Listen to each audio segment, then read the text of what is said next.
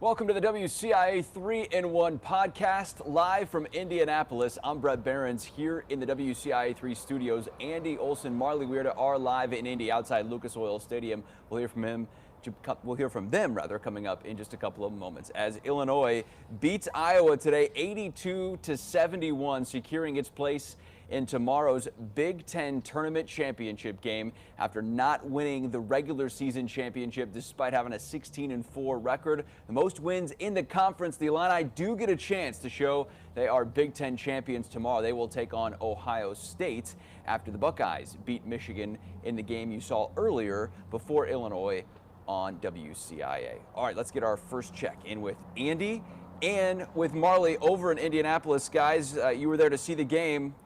Big time environment for the Illini. What's your biggest takeaways from today? Yeah, big time environment and just some big time plays overall for Illinois. I mean, I know we've talked about it time and time again, just the atmosphere that actually having fans in the arena brings for this team. But I think for me, I got a sense of cohesion with this Illinois team. I saw them connected. They were really in a rhythm, and I think I saw that team culture that Brad Underwood has been trying to instill in this program really reflect itself out on the court tonight. And what a game for Kofi Cockburn in the paint. I mean, really putting the game on his back in a sense, but the Illini had some help as several Illini players contributed to this win. Andy, how about you? Yeah, it's funny because yesterday we had very different opinions of what happened in the game, or like the things that stuck out to us in the game, because Marley was watching in the stadium. I was watching on my laptop back at the place that we're staying. And today, you know, I got that same sense about Kofi Cockburn dominating, and that matchup with Luka Garza was just, in my opinion, one of the best things I've seen on a basketball court ever. It was so much fun to watch. We're speaking of Iowa. I mean, Jordan Bohannon had such a big influence on this game that I think was lost in the last time that these two teams played. Iowa did not have a great shooting time behind the arc last time they played in Champaign. So seeing that come out tonight wasn't surprising, or it wasn't a shock, but it was, you knew early on that this was the offensive Iowa that we are used to seeing. Garza's moments as well. He didn't lead the game in points like he has done so many times this year. Kofi Cockburn had the game high 23 points. Ayo Dosunmu found his moments to get involved as well. He had 18 points. Was, I think, the first 4 buckets for Illinois were all off of Ayo Dosunmu assists. Yeah. So he had that going for him early in the game. It wasn't just on Ayo's back. But a really nice team performance once again for Illinois. Double-digit victory. Again, we were expecting a closer one today. It was closer than Rutgers, just not a 5.1 possession game or something like that we may have been expecting. And now a matchup with Ohio State tomorrow. I know we're going to get to that eventually, but another really good team win for Illinois, coming out with a lot of energy once again. And when we talked about the potential that this team has all season long, I think this version of the team that we saw tonight and yesterday was what we were talking about. We didn't see it at too many points during the season because we mentioned that they have that problem with playing down to their opponent, but today was one of the times where we got to see it, their full potential. And you mentioned Bohannon. I thought he was going to pull away there in the end. He hit that big 3. I kind of felt the energy shift a little bit in the arena, and I thought Iowa was going to make it a game there. But then, you know, the Illini responded. It was an Andre Curbelo dive for the ball, dishes it out to Ayo Dosunmu, and a dunk here. And then there was a big Trent Frazier steal at the end, which I think kind of put the game on ice there. But needless to say, Brett, another really big win for Illinois as they head to the finals for the first time in more than a decade. Yeah, it's been since 2008. Here's how it looks on paper as the stat sheet. Illinois 82-71, improving now to 22-6 on the season. That now surpasses last year's win total. They tied that yesterday. Now they have that all alone, and this is one of the best teams really since 2005. I know we've been saying that a lot, but now it solidifies it with that 22nd win on the season as the Illini continue to impress today. They hold Luka Garza, and I say hold. He still had 21 points and 12 rebounds. A great game for him, but Kofi outplays him once again. It feels like holding him, though. Yeah, exactly. When he's the National Player of the Year last year and probably going to be that again, although I think there's more of a case for that now that maybe he's not quite as deserving of that when Kofi outplays him a couple of times. Only 8 rebounds for Kofi, but it does put up a game-high 26 points. Ayo Dosunmu has 18 points, 9 assists, 7 rebounds, flirting with that triple-double watch again. A quieter game for Trent Frazier with just 9 points, but Grandison stepped in, I thought, okay, had that big alley-oop, which was fun to see. 4 points from him, and then Andre Curbelo with 12 points, 7 rebounds, 3 assists. And I thought Andre Curbelo overall was a huge difference maker in this game for what he was able to bring to the table. And we've seen this several times this year, but I kind of forget sometimes that this kid's just a freshman because he's so poised in the post-game press conference, guys. Just what are your thoughts on Andre Curbelo's performance, not only today, but especially after yesterday coming back, being able to do what he did today? And do you lose sight as well that he's just a freshman? Yeah, Brad Underwood likes to use that cliche. The best thing about freshmen is that they become sophomores. I can't imagine what this kid is going to look like as a sophomore if this is his first year playing college basketball. I think yesterday maybe the lights and having fans in the arena may have gotten the best of him, but he's said time and time again that he likes playing in these big moments, and I think he showed out today. I mean, a couple big dunks, big steals. He's just such a fun player to watch. I mean, his passes are absolutely magical, just ridiculous. Like, you don't know how he pulls that out. At one point, it was the pass to Ayo for the dunk, I recall, and the whole arena just gasped. Like, it went silent for like a millisecond, and then the play continued. But he's incredible to watch. I think he has just a sense of maturity about him, and I think really he's making his way towards becoming a new face of the program. Because right now I feel like they're still living in the shadow a bit of Ayo Dosunmu and Kofi Cockburn, but I can't imagine what the future is going to look like with this kid. If you had the over on Andre Curbelo dunks today, you probably won big money, because I don't know if anyone was expecting him to go up not just once but twice in the game. And you could tell that what you said there, Marley, Andre Curbelo possibly becoming the new face of this Illinois program. When he has performances like that, it's hard to doubt. But when I go through Twitter and I see Iowa fans or just, rival Big Ten institution fans talking about how much they're already disliking Andre Curbelo because he's so good against them. And you get that. If he's on your team, you love him. If he's on another team, he's so annoying to watch because he can just do whatever he wants. We saw that again today. We saw that in those performances in the regular season when Ayo Dosunmu was out. Andre was having some great games. We saw why he was named 6th man of the year. They were talking about that on the broadcast. How does a freshman not win freshman of the year but win 6th man of the year? We saw it today because Andre Curbelo has a very crucial role coming off the bench. He's not a hard hitter usually when it comes to putting up shots. He put up, it seemed like a heat check 3. I don't know if he was on fire at that point, though. He missed it, but we know that he's not a shooter. He has to get underneath the basket and get those free layups that he's so good at creating space for, with help from Kofi Cockburn or Georgi Bashanishvili, getting that room because they set some picks for him. He's able to find some room underneath the basket, which is why he's able to get 12 points in a game like we saw tonight. I'm honestly surprised he only had 3 assists because we know him as a guy that's creating for everyone else. And tonight, he took it upon himself to go after the ball, get some boards, put up points as well, and he left it to his teammates to take care of getting shots to other people. Yeah, I was impressed with his rebounding, especially against size like Luka Garza, but you mentioned the frustration that the opposing team has in watching him.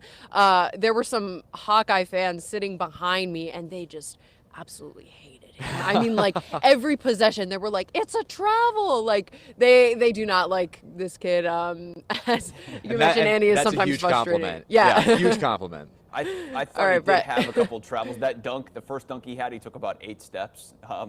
But that's, okay. They didn't call it. That's fine. That's why we're not the refs. Yeah, right. Here's Andre after the game on those moments and being a everyday guy, as they call it, going up and being scrappy and doing the things that Brad Underwood wants.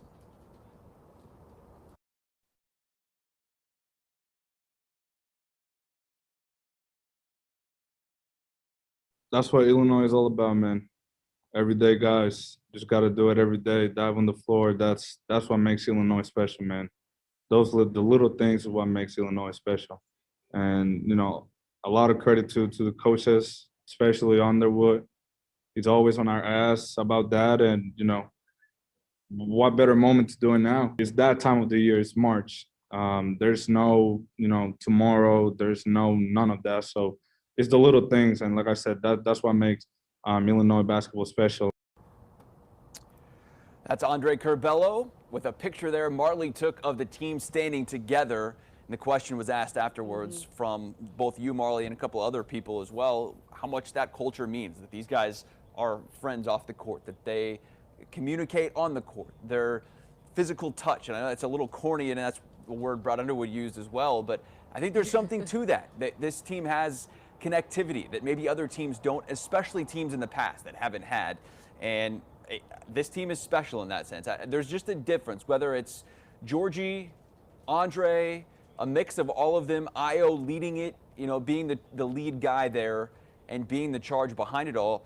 But I just feel like this team is getting to that other level, that they are national title contenders at this point. I know we've been saying that, guys, but I feel like these performances, when they back up one another, when Illinois has now won 12 out of 13 and doing the things against high major opponents, it's in my eyes right now, Gonzaga, Baylor, I guess they lost, and Illinois. Illinois might be a 2-line, Andy, Marley.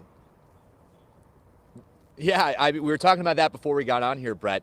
If Illinois wins tomorrow, and I put this tweet out there, I think they jump Baylor, who lost in the quarterfinals of the Big 12 tournament.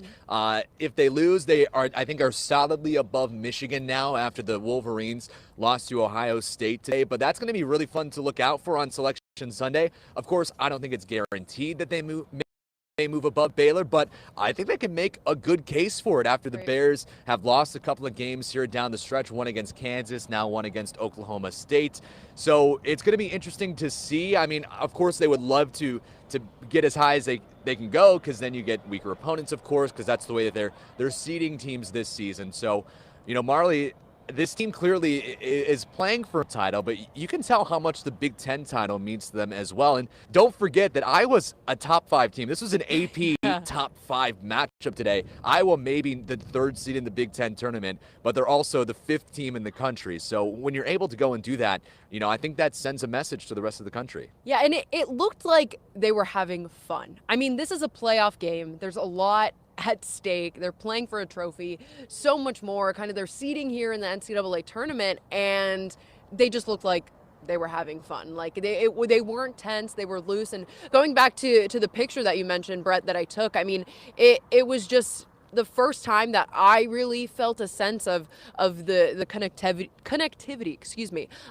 of this team. And I think that speaks volumes to where a program can go if a team is connected and has a team chemistry like that. I think it really does make a big difference in a game, and it's fun to see everyone contribute. I mean, I guess a slow night for Ayo Dosunmu, we would call it. I mean, he still scored in double figures, 18 points, but he was spreading the wealth, Andy, as you mentioned, with some of those assists early on. So if this team can stay where they're at right now, just on this hot streak, and I know they're feeling the love from Illini Nation. You can tell that they get a sense of that. So as the car speeds by us, sorry, I don't know if you heard me on that, but yeah, so just as I was saying, I think they can really do some damage in the postseason. I think because they are playing for so much. Yes, they're in the national conversation right now. Yes, they're one of the top teams in the country, but I think at the end of the day, they're still kind of the underdogs after last season was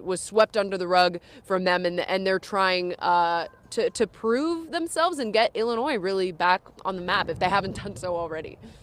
Yeah, and I think they play better with that underdog role. We talked about that on the pregame show the last couple of days. If this team is going to be the hunter, I think they're going to come out tomorrow with that same mindset that, hey, Ohio State beat us earlier in the year in Champaign. Tomorrow's game will settle the season score between the Buckeyes and Illini. And it was just, a little more than a week ago when they played and Illinois beat Ohio State on its home court 73-68. And some late Io heroics once again won in the game there, and so we'll see tomorrow as Illinois plays for a Big Ten tournament title for just the 7th time since 1998 when the conference tournament started, and they've only won it twice. So they're 2-4 coming into tomorrow in these championship games, and I'm not going to pick against Illinois at this point because I think they're playing so well. They've shown that they're so deep, and they've done it in different ways. We even saw Benjamin Bosman's Verdonk in the game today, which kind of surprised me when he got in there. I know he only played for 3 minutes, but I was like, whoa, yeah. BBV's in the game, and when you can get BBV 20 minutes from DeMonte Williams, and when Georgie, I thought wasn't great, but it was a bad mismatch with Luka Garza, but contributed a little bit in 13 minutes, and I thought Grandison, even though he only scored 4 points, thought Jacob Grandison played a role. And I think that's the most important thing today is that they're secure, they're locked in on their roles. This team knows who they are, and I think they're executing at a high level because they know who they are, and there's no fear. They go out and own the moment, and the moment's not too big for them. I don't think it'll be that way tomorrow either. All right, I know we all wanted to see Illinois and Michigan. The Wolverines fall to the Buckeyes in the first semifinal game today. You saw on WCIA. What do you make of this matchup tomorrow, guys, with Ohio State? Who does it favor? They are going to miss Kyle Young, who's out with a concussion. He didn't play today, and he will not go tomorrow. I think that's got to help Illinois, especially down low, but we've seen E.J. Liddell be a mismatch problem for them.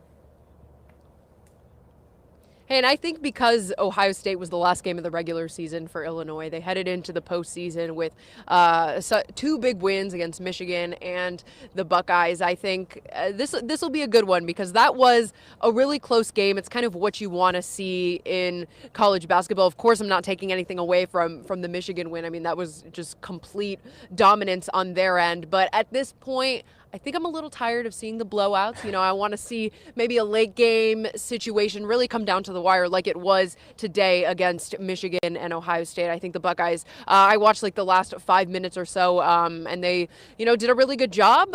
Seemed like they wanted it a little bit more maybe. Maybe Michigan had kind of slept on them a little bit, but here they are heading to the Big Ten finals, and they'll get a really good Illinois team. Yeah, Michigan just let Ohio State get out to too big of a lead there. I know the Wolverines ended the game on an 11-1 run, I want to say. And Ohio State had that big lead over Purdue as well in the quarterfinals that they let slip and then went into overtime with the Boilermakers. So we've seen in the last 2 days, Ohio State struggling to hold on to those leads. So I think if you're Illinois, this is probably the matchup that you wanted. I think Michigan, we know how good they are, and we know how badly Illinois beat them when they were in Ann Arbor. But I think if you had to choose one, you'd want to see Ohio State in the game tomorrow if you're an Illinois fan. Maybe not as a neutral. It would have been a fun time to see Illinois-Michigan again, like Brett had mentioned before. But Ohio State, we've seen play well and play not so well in the tournament so far this year. So we'll see which one comes out tomorrow. I think Illinois has played well for almost all 80 minutes that they've been out here. I don't know if you can find a stretch where they really were not playing like super well. Maybe a minute, but... exactly. But they have been, all gas, no brakes since they got off the buses. And I would expect that to continue tomorrow, but we'll save actual predictions until the pregame show then. Yeah. That's what we call a tease, Brett. And speaking of the bus, that bus that we saw coming by today, bus was all gas, no brakes. Illinois was ready to play today, and it started with the bus driver. I'll tell you that I just got a piece of it as the cameraman going by. We'll see if we can get it tomorrow, too. Hey, you did get it, the Andy. Bus driver, sixth man of the year. Yeah, right. I saw the camera swing around there on the pregame show. You were all over it, and they were taking no prisoners getting to the stadium there. You weren't going to hold anything back. And I think we've heard this team say that, didn't we? We've had an all gas, no brakes, if I remember right. Was it Andre, Morley? It might have been Andre. I kind of think it might have been Underwood. Was it? It might have been I Underwood. can't remember. There's been too many. Because I think he was like all gas, no brakes, next onto the. I think it was when he was asked a question, just about celebrating the win, and he may have said something like, "Oh, well, it doesn't matter, all gas, no brakes, we're going full force." Yeah, it was definitely Underwood. That's his team influencing him with that youth slang. Yeah. All gas, no brakes. You got to keep up with the kids. That's what I always say. That's trying to keep up. Just 33-year-old, just trying to keep up with you guys. Keep up with the kids. We're trying to help you as best we can, Brett. All right. Hey, look, I appreciate that. Final thoughts, guys, from Indianapolis as we head into tomorrow and what is going to be a memorable day to the end of the quote-unquote regular season here for Illinois before we head into the NCAA tournament next week. I mean, when you think about it, this is the biggest stage that Illinois has played on. I mean, just for this team, the guys on this team, ever. I think for Brad Underwood, for Ayo Dosunmu, for the freshmen, for even transfers like Jacob Grandison who have postseason experience, I think this is just the highest pedestal that they've been on yet. I mean, they've shown time and time again that they can rise to the occasion. So it'll be really exciting to see how they perform in the biggest moment of the season so far. Yeah, we've seen Brad Underwood do this with other institutions, making it to 4 straight NCAA tournaments before coming to Illinois. And we saw him win big games in the NCAA tournament, but I imagine tomorrow may be up there with some of his most anticipated games of his career. We know how much he loves Illinois, wanted to come here to coach, left Oklahoma State after only 1 season. Speaking of OSU, not a team that you probably want to see right now in the NCAA tournament, but we'll talk about that in the preview show, I'm sure. But I imagine that these guys are going to be ready for that game tomorrow. I know Illini Nation is going to be ready for that game tomorrow. We've already mentioned it's been since 2008 since they've even been in a Big Ten tournament title game. They haven't won one since 2005. So I can't imagine what's going to be going through their minds tomorrow. We talk about how young this team was, how they really missed out on the experience last season because we know they were going to the NCAA tournament then. I was adding up everyone who has postseason experience before we came here to Indianapolis, and the player with the most postseason games before this Big Ten tournament started was Jacob Grandison, who had 4 games, none of them the NCAA tournament, and they all came when he was at Holy Cross. So not a lot of postseason experience on this team. You can imagine what they're feeling and how ready they are to finally get a big stage like tomorrow to win on. It's going to be fun, guys. Appreciate everything from Indianapolis. Get some rest. Be well. Got more coming up, though. Tonight on the newscast at 10 o'clock, we will hear from Andy and Marley. Guys, thank you. Enjoy the rest of your night, and we will see you on the news and then once again on the pregame show tomorrow, which will be live at 1 o'clock on these same digital channels. Can't wait to bring you a Big Ten tournament title game preview show. Derek Piper will join Marley Weirda live from Indianapolis. I will be here in studio previewing Illinois, the 2nd seed, and Ohio State, the 5th seed in the Big Ten tournament. One will get that automatic bid, and Illinois potentially playing for that number 2 overall seed in the NCAA tournament, which starts next week. Thanks so much for watching. This audio version will be on the WCIA3 podcast as well. All of your favorite podcast players, you can look for it there and listen to it once again. Thanks so much for watching. Be well. We'll see you tomorrow right here at 1 o'clock for the WCIA3 pregame show with me, Marley, and Derek. Good